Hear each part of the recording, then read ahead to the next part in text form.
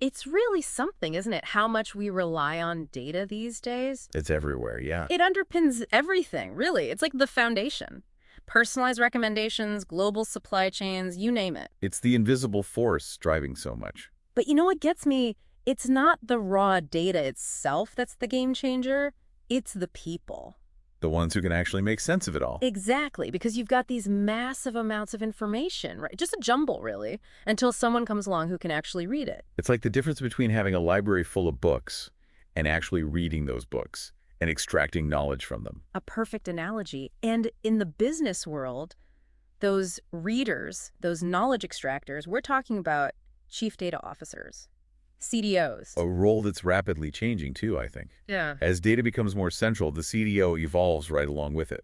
Which is perfect for our deep dive today. We're lucky to be using insights from RoleCatcher. Oh, they're great. They're a career development platform, so talk about an interesting lens to look at this through. What I like about them is they go beyond just the tech stuff. Oh, absolutely. Get into leadership, the strategy, the nitty-gritty that a CDO really faces. So let's unpack this, shall we? When we say CDO, what are we actually talking about? What's their day-to-day? It's definitely more than just number crunching, that's for sure.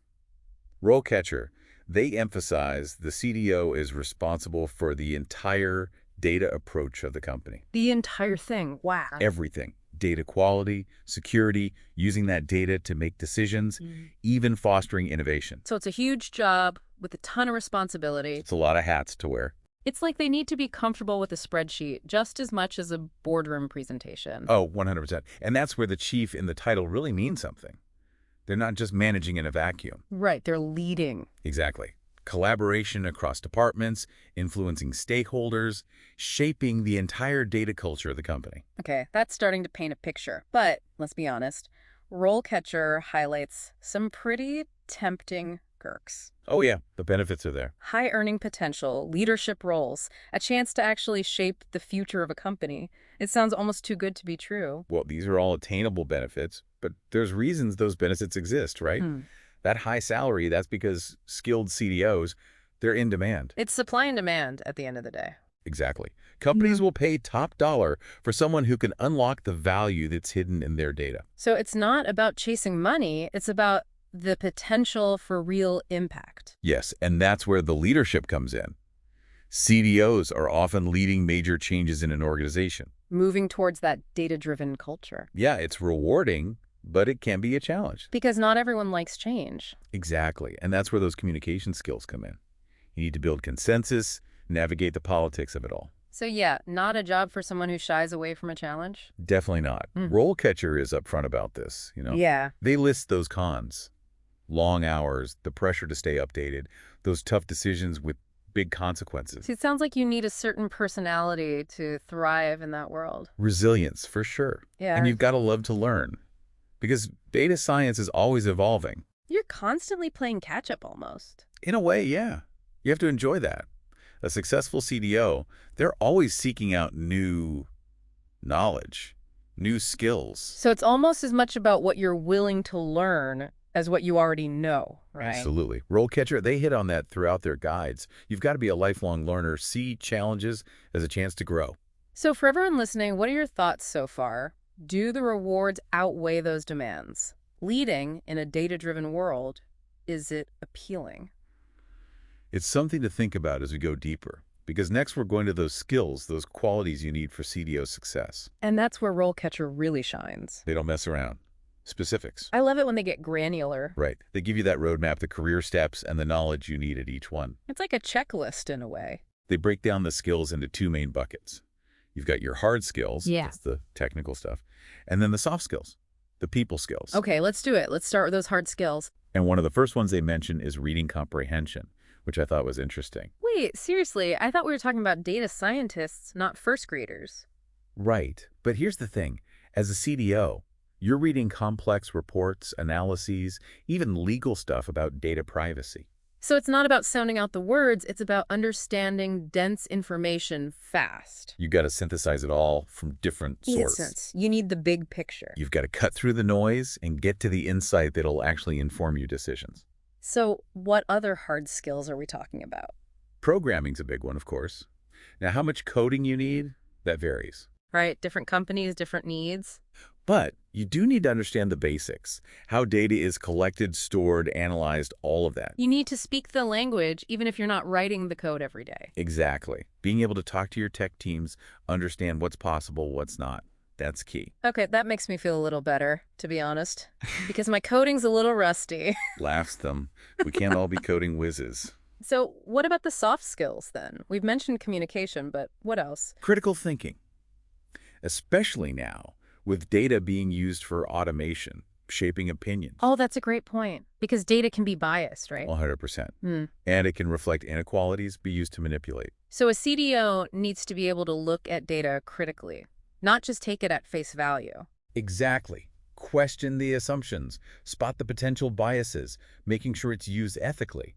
So again, it's about context. What does the data really mean, and what are the consequences of using it? You need that high level of critical thinking, plus a strong moral compass to go along with it. Which makes sense, because ethical considerations have to be huge in a role like this. Huge. And this is another area where RoleCatcher really helps.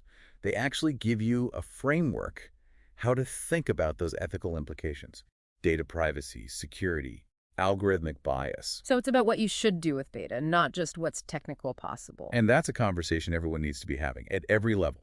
The data scientists building the algorithms, all the way to the CDO setting the strategy. It's a lot to manage, but incredibly important work. It really is. And it's only going to get more important as data becomes even more central to how we live. I keep coming back to this balance thing with the CDO role. It keeps popping up, doesn't it? Finding that balance. Technical, strategic, analytical, ethical. It's like being a conductor of an orchestra, right? You have to understand the music, the instruments, but then you need to inspire the musicians, create something cohesive out of all those moving parts. I like that. And that brings us to another thing RoleCatcher hits on. Leadership. Hmm. Because knowing data is one thing. But actually leading with it? Totally different. Leading a team, building consensus, driving change across a whole organization. Because you wouldn't think leadership when you first hear data role, would you? You think behind the scenes, but really, They're out front? they're leading the charge. New ideas, building that data-driven culture, Which takes vision, right? Communication, getting everyone on board. stakeholder buy-in, all levels. It's a lot. So how do you even learn that on top of all the technical stuff? It's overwhelming to think about. RoleCatcher's big on this. Continuous learning. It never stops. Always be learning. Conferences, courses, mentorship. You have to stay current. So it's what you learn now plus what you're willing to pick up as you go. The field moves so fast, if you're not curious, you'll get left behind. And that curiosity, it can't just be about the tech. Yeah, because a CDO needs to get the business side of things too. The industry, the big picture impact of these data decisions. Connecting the dots between the data and the real world, basically. Seeing how it solves problems creates opportunities. And RoleCatcher lays it out so well in their guides. They give you that roadmap. Not just for future CDOs either. Anyone who's serious about working with data in a way that matters. Okay, so let's get into that career progression then. Let's do it. Because it can't be as easy as data analyst one day, CDO the next. No way. They outline some typical stages, and it's not always a straight line up, but But it gives you an idea. exactly, like climbing a mountain, right? Right. Base camp first, get your gear, know the route, then you worry about the summit. Love that. So base camp for data careers.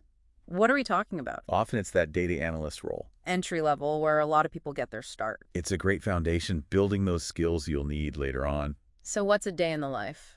Just spreadsheets all day long. There's some of that, sure, but it's more than that. It's gotta be. Data analysts, they're collecting, cleaning, and analyzing from everywhere, trying to find the trends, the patterns. So it's almost like detective work, isn't it? Exactly. You're sifting through clues, trying to find the story the data is telling. And then you need to tell that story to other people, right? Oh, crucial.